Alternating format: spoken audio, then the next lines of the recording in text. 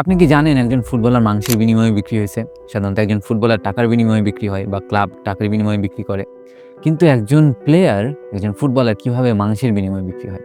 তো কাহিনী হচ্ছে ১৯৯৮ সালের রোমানিয়ার একটা ক্লাব জিউল পেট্রোনাজি, তাদের একজন প্লেয়ার ছিল যার নাম হচ্ছে ইওন রোদু। তাকে ৫০০ কেজি শূকরের মাংসের বিনিময়ে বিক্রি করে। এবং তারা ভাবে যে আমাদের যে আর্থিক সমস্যা চলতেছে এবং আমরা আমাদের প্লেয়ারদের বেতন দিতে পারতেছি না, আমরা যদি এই প্লেয়ারটাকে অর্থের বিনিময়ে না বিক্রি করে মাংসের বিনিময়ে বিক্রি করি, আমরা আরও বেশি লাভ করতে পারবো এবং আমাদের প্লেয়ারদের বেতন পরিশোধ করতে পারবো।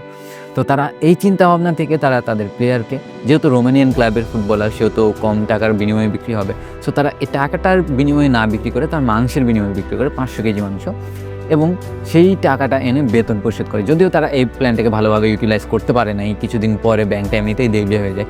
কিন্তু ফুটবলে এমন কিছু কিছু কাহিনী হয় যেগুলো আপনাকে অনেক বেশি অবাক করবে, আবার এমন কিছু কাহিনী হয় যেগুলো আপনাকে অনেক বেশি হাসাবে। আমি এই কাহিনীটা যখন প্রথম স্টাডি করি তখন আমার মাথায় এটা আসছিল যে মানে একটা একটা ফুটবল ক্লাব কেমনে এত বোকা হইতে পারে, বা মানে তারা কোন চিন্তা ভাবনা থেকে এই কাজটা করছে আমি জানি না, বাট এটা ফুটবলের দৃষ্টিকোণ থেকে খুবই উইয়ার্ড লাগে, বা খুবই মানে আমি বুঝাইতেই পারতেছি না যে এই জিনিসটা নরমালি না।